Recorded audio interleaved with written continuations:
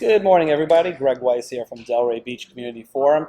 We're so excited to have you here today. This is going to be the second installment of our interviews with Delray Beach Commission candidates for the upcoming election. Just a little housekeeping before we get started. Wednesday is the Delray Beach Chamber of Commerce. They're having their annual forum debate for the candidates, and that's going to be held at Arts Garage at 6 p.m. That will be live streamed through Delray Beach Community Forum. It'll also be live streamed through the Greater Chamber of Commerce's own page as well. So you'll have multiple opportunities, if you can't make the event at Arts Garage, to view it at your convenience. And that's pretty much it for housekeeping. So I'd like to introduce, running for seat 2, we have Debra Tendrich with us today. And of course, she's going to be answering the 4 questions that were submitted by you, our members. We will start with a 2-minute or so, sort of 2-minute introduction. Debra will get to address you all, and then we'll close with the statement from Debra. And we really, again, appreciate you joining us, and we're looking forward to hearing what Debra has to say. So without any further delay, I'd like to introduce everybody to Debra Tendrich, running for seat number 2. Hi everyone, my name is Debra Tendrich and I am your candidate for the Delray Beach City Commission seat number 2. I actually did business development for a dental office for years. I did the HR, PR, marketing, budgeting, and I brought a business from $200,000 a year in revenue to a multi-million-dollar practice and helped with the expansion to 3 locations. Now, if you, then in 2013, I lost 70 pounds and reversed my daughter's medical conditions with food. She's 10, she'll be 11 on March 28th, so I'm hoping to be the commissioner for her birthday. And, and after I lost 70 pounds and reversed my daughter's medical conditions, I ended up developing an evidence-based curriculum that's hands-on, that's headquartered right here in Delray Beach called Eat Better, Live Better, where we've actually worked hands-on with about 700 kids locally in Delray Beach and 7,000 county-wide. And so I understand business, but I also understand people. And some of my main priorities that I love the city, first of all, which is why I want to invest so much of my time to be part of its success. I definitely want to make sure that every neighborhood shares in our city's success and make sure that the transparency and the respectfulness of the city's decision-making process is a priority. I would also, I want to focus on environmental sustainability, recycling programs, compost programs, beach cleanup efforts, and make sure that we leave our city better than the way we left it for our generations to come. Make sure our schools are A-rated schools. We're too good of a city to be able to send our kids to C-rated schools here in Delray. So I'll definitely champion our kids because they're our future. We definitely need to invest in those children. Along with making sure that our small businesses are set up for success here in Delray Beach, and just make sure that everyone knows that I'm here to help. I'm ready to roll up my sleeves from day one and get to work. Oh, great opening statement. You ready for some questions? I am. Okay, so we have 4 questions that were submitted by members of Delray Beach Community Forum, a couple on economic development, 1 on schools, and then 1 on safety and crime here in Delray Beach. So we're going to start with the educational one. And the question that was submitted is, what specific ideas do you have? What actions would you take to create more opportunity for students in Delray? I love this question because education is truly our biggest equalizer. You know, we have, like I mentioned in the opening statement, we have C-rated schools here, but there's no reason for that.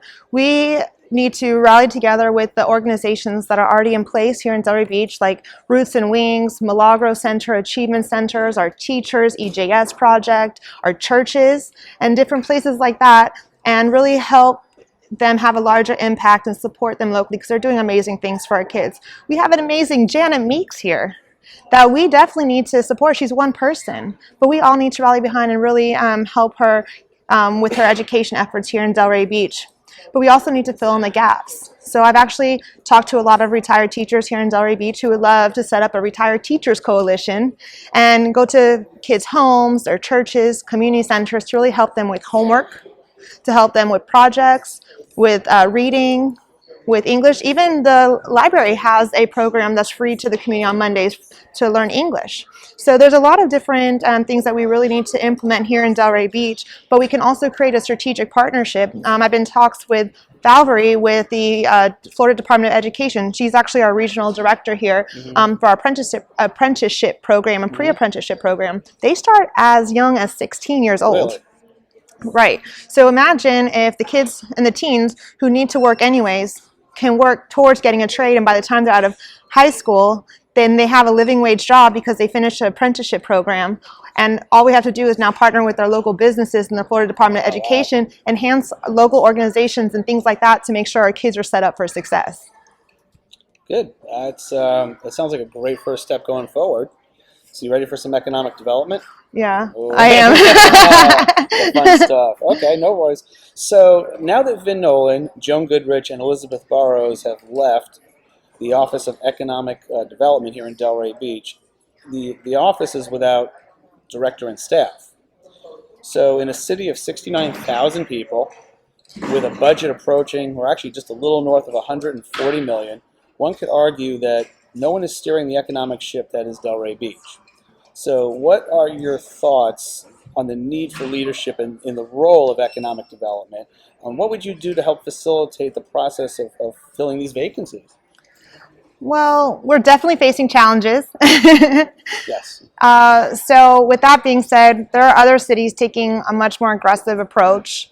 We definitely need to bring in a director of economic development and just make it easy for them to work together with the CRA and the commission and the different departments to make sure that we create an economic development plan that's sustainable and effective, you know, moving forward, because that's what Delray needs. They deserve a set plan to ensure the success for economic development.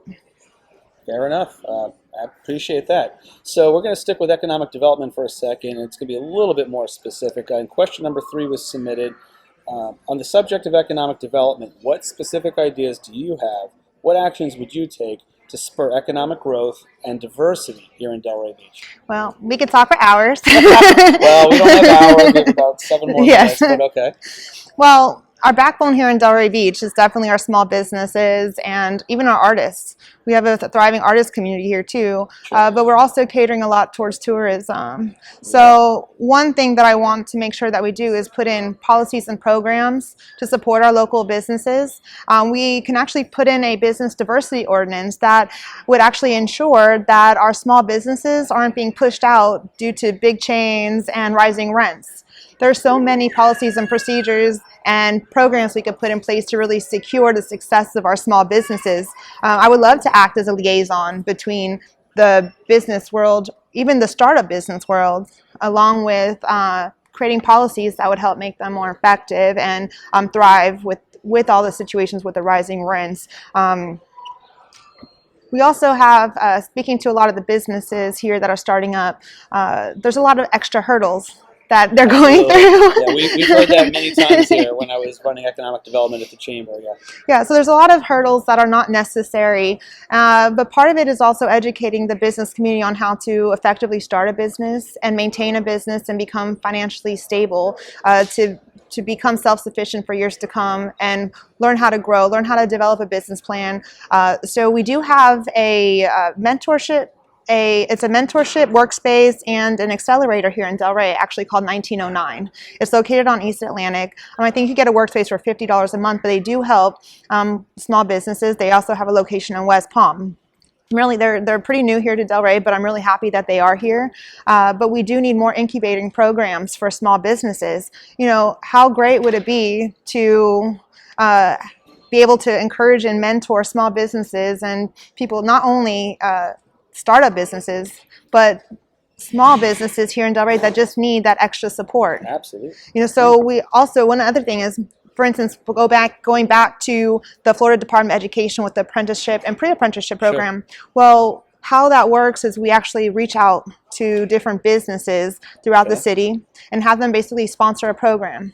But as a city, we can also provide economic incentives for businesses to become one of those businesses who would actually support the apprenticeship program. And with the rising tech needs for businesses like coding and IT work, but also what about forklift and HVAC and plumbing? There are so many different, they have hundreds of different trades that businesses throughout the city can actually be a part of this. The people who apply for the apprenticeship get a progressive wage. They start off usually about 35% of the salary, but instead of paying for a certification, they're getting paid to learn the certification in the trade. That's a pretty good deal. Yeah, so I think it would certainly help a lot of the youth that are coming out of high school.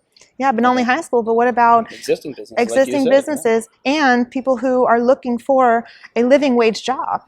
Because, you know, it's one thing to have a job that keeps you paycheck to paycheck, but setting people up for success.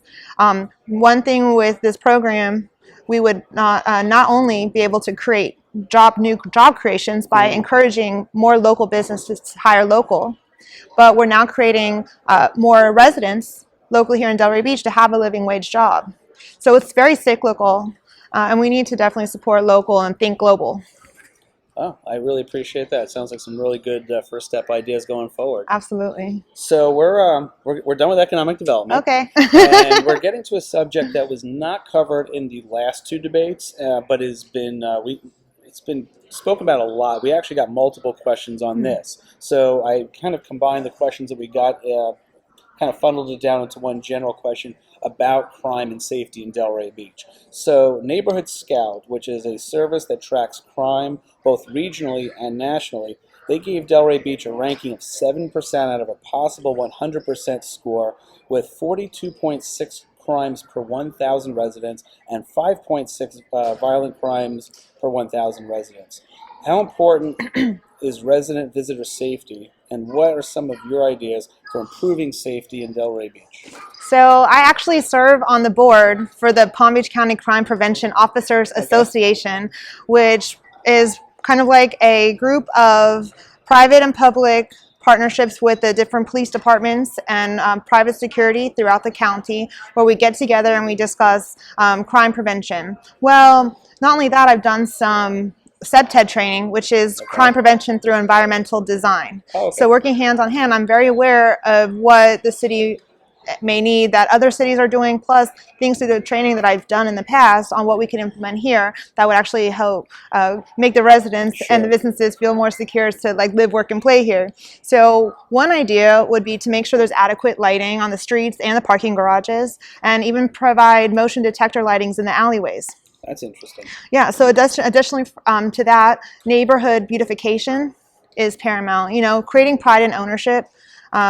Even a mural on the side of a wall, a community garden, making sure the streets are nice and the sidewalks are walkable. These things like that do create pride and ownership.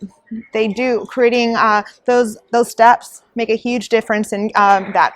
And then also the new development, I want to ensure that they've been approved by a CEPTED specialist, because before they're developed, even schools and all these different businesses can go through a CEPTED criteria. There's certain criteria that we can bring someone who's CEPTED certified to look at our designs to make sure that they're actually meeting the standards for the top security and safety for the residents and the people who work there. It's almost akin to, you know, the certifications for, you know, green projects, except in the safety side of the equation. Exactly, and it's actually been very helpful, even with the trends of, you know, with all the problems with the different schools and the disaster, you know. But one other thing is, what I think would be a great part of this too is there's a lot of crime trends that are out there. So having the police and the residents have community dialogues where the police can share what crime trends are going on, and the residents can share what they've seen that maybe the police aren't seeing. It's almost like city halls, like town hall meetings. Right, but what we can do then is provide education to share with the residents how to not fall victim to these trends, because educating the residents on what's happening and how to prevent it from happening to you is very important. Creating community policing and making sure there's more police visibility throughout the city would all help make residents feel more secure. Plus, aftercare, you know, once teens are out of school, they cause trouble. That's everywhere. Not that they're bad, not that they're bad kids, but when kids don't have structure after school, and let's say parents are working, they hang out and they get mischievous. By providing, by providing more aftercare programs for the teens, and enrichment programs would not only be helping them set up for success, but it's giving them things to do besides just hang out and be mischievous. And all these steps would help, I think, the residents. I mean, these are just, all these answers are scratching the surface. Sure. You know, I mean, it's a marathon, not a sprint. We get that. Right, but these are definitely steps that we can take to make sure the residents feel more secure with safety, education, health, wealth, and the business and economic world. Well, I appreciate that. That's, you know, of all the questions asked, crime and safety and quality of life is a little bit more nebulous. There's not one easy fix to it. So appreciate your insight on that. So now you have the unique opportunity to address not just our members of Delray Beach Community Forum, but pretty much everybody in Delray that has social media, as this will be broadcast out to the masses. So what would you like to say in closing over the next couple of minutes? Well, first of all, thank you for allowing me this opportunity. No, You pleasure. you guys are providing a huge service to the community by letting us share platforms and having the residents learn more about us and what we care about. I care about everyone. I care about everything in the city. Like I said, I'm not afraid to get to work. I'm not afraid. Should I give my contact information now? Absolutely, Okay. whatever you like. Yeah. So my cell phone number for anyone if they have concerns or want to have a one-on-one with me or get to know me, my cell phone number is 678-428-3370. Again, 678-428-3370. You can call me Debra for Delray. But I just really genuinely care about being part of Delray's success, making sure everyone's lives are better here. I want to know how I can help you. You know, I have been endorsed by several elected officials throughout, from State Senator Lori Berman to our school board member Erica Whitfield, because they believe that out of the candidates, I would be the most qualified to lead our city. They've seen me through the years working hand in hand with me, and they believe this is the right place at the right time for me to really delve in and help Delray Beach. So I'm very excited about the opportunity to run. I hope to earn your support. Delray needs Debra, and I hope on March 17th you vote Debra for Delray. Well, thank you, Debra. It's been a pleasure having you this morning. Thank and you. Good luck with your campaign. Thank you so much.